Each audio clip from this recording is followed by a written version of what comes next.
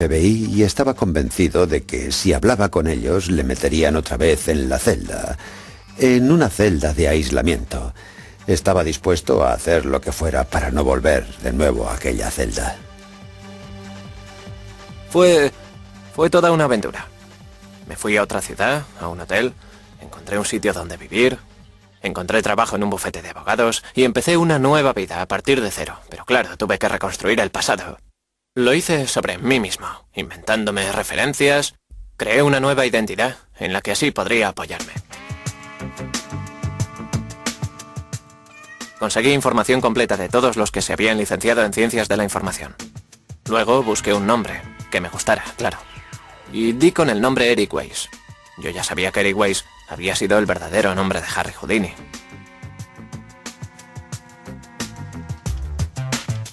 Estuve trabajando en el bufete de abogados de Denver durante un año.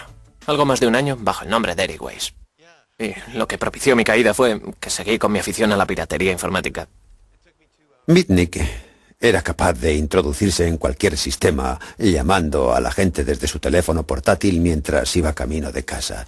Engañaba a directores, secretarias e incluso a ejecutivos al objeto de conseguir información. Mitnick siguió pirateando con una sola intención: ir por delante de la ley. Al piratear empresas de telefonía portátil y copiar sus teléfonos, era capaz de hacer llamadas cuya pista era imposible de seguir. Mitnick jamás persiguió un ideal o un objetivo que no fuera el pirateo en sí y el de ir siempre por delante del FBI. La fama de Mitnick se extendió muy pronto. En el verano de 1994, el fracaso del FBI en la detención del forajido informático ocupó los titulares de la prensa gracias al periodista John Markoff.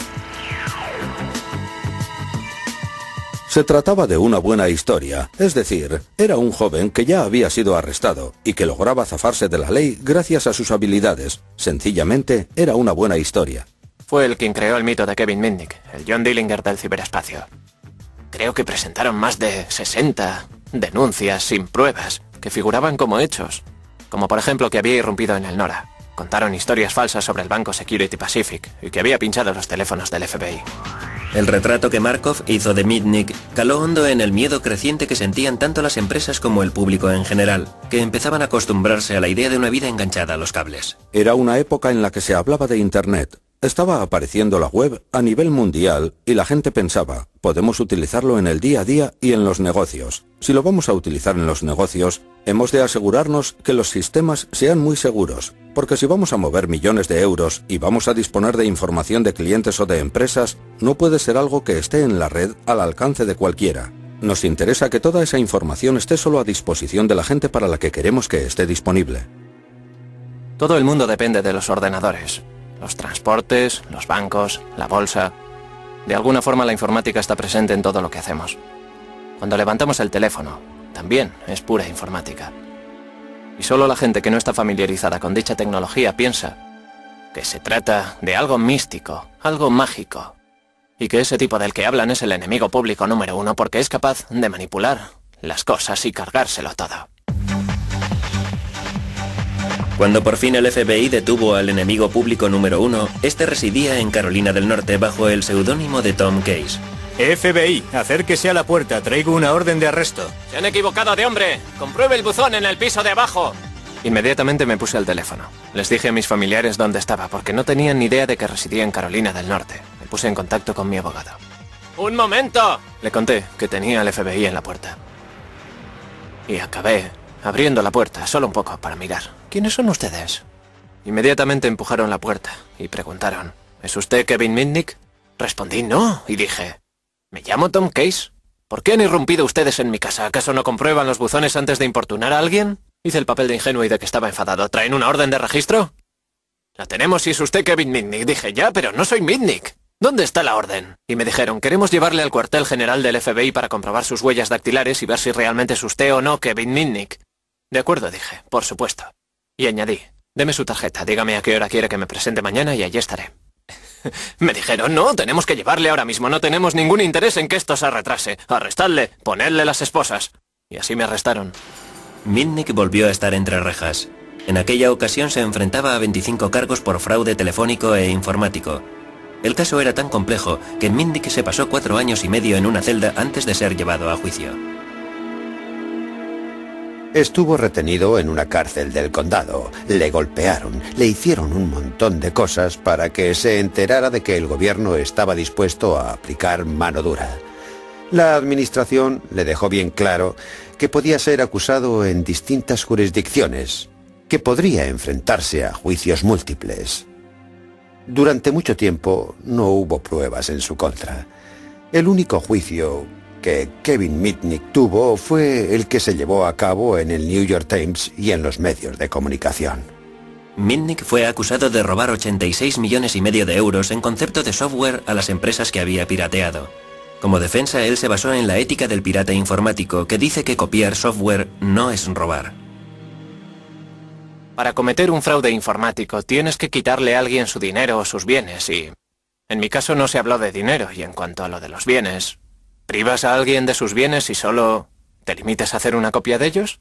¿De veras haciendo eso le estás privando a una persona de sus bienes? El gobierno jamás obtuvo nada. No, jamás obtuvo pruebas de que yo quisiera hacer uso de dicha información. La propia información era mi trofeo. Era la prueba del pirateo. Puede que Mitnick fuera un héroe popular entre los piratas informáticos, sin embargo, otros le veían bajo un prisma muy distinto. Creo que las reglas del juego y la justificación moral en las que podía sustentarse la piratería informática habían cambiado sustancialmente. En cierto sentido, dicho espíritu solo iba acorde con un mundo más primitivo. Me parece que hoy en día no es posible justificarla de la misma manera. En 1999, Mitnick fue condenado a 5 años de cárcel, gran parte de los cuales ya había cumplido mientras esperaba la celebración del juicio. Fue una sentencia más severa de la que reciben muchos asesinos. El año pasado le dieron permiso para que saliera en libertad vigilada. En mi libertad vigilada estoy sometido a unas condiciones tan estrictas que si se me ocurriera tocar este ordenador es probable que me internaran otra vez en una prisión federal.